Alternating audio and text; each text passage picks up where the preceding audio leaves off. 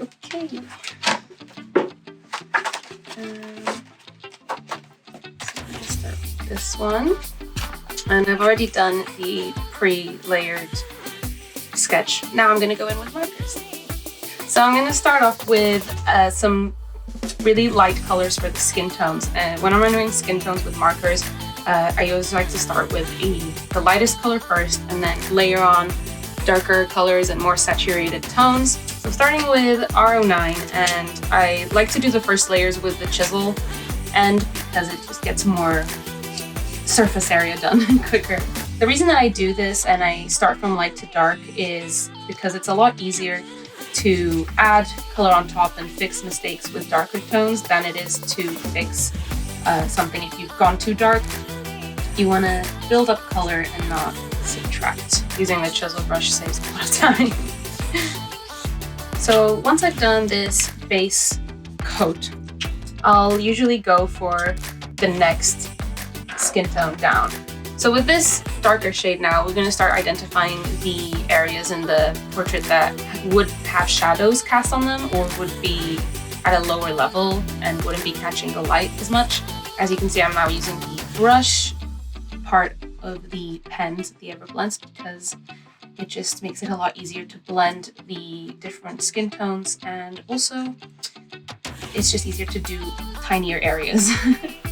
And of course, it really depends on where your light source is for every illustration. On the fingers, I'm going to go for the same sort of rule of thumb that the light's sort of going this way. So this side of the hand will be a little bit darker than, for example, all these areas on the right side. Once you're happy with the placements, I will go in with that same color that I did the base for, so R09, and go over all of the areas where these two colors would blend. Go in with the brush and basically just add another layer of this color. And now I think I'm going to go in with BR26 for the darkest areas. We're going to do the same thing that we did earlier. I'm going to go in with the lightest shade and again just go over all of the edges where there's a transition of color.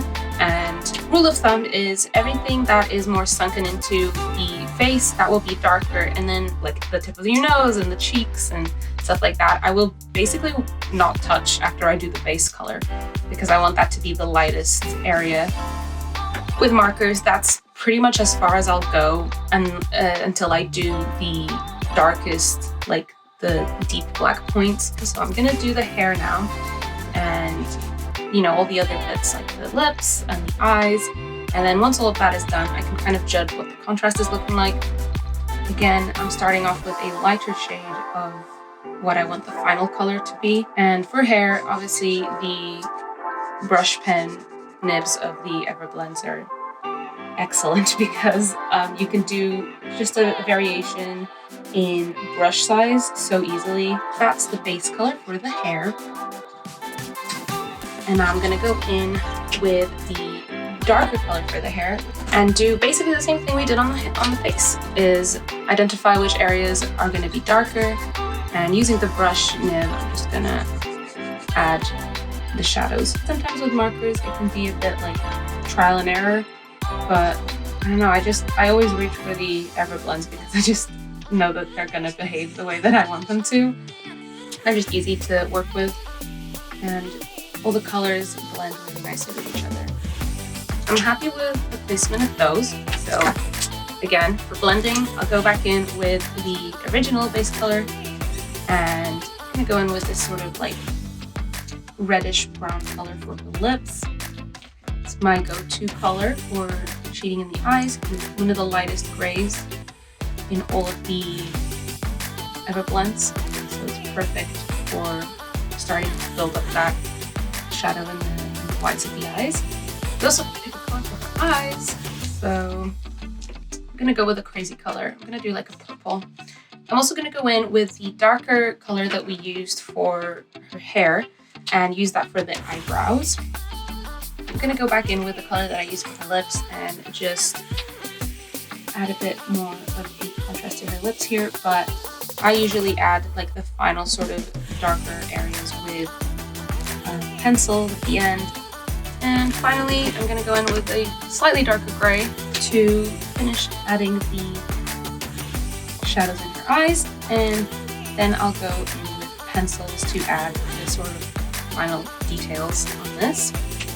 I like doing the blushing in the pencil stage just because I can control the opacity of the color. And then I'm going to go with a dark red pencil on her lips and do pretty much the same thing.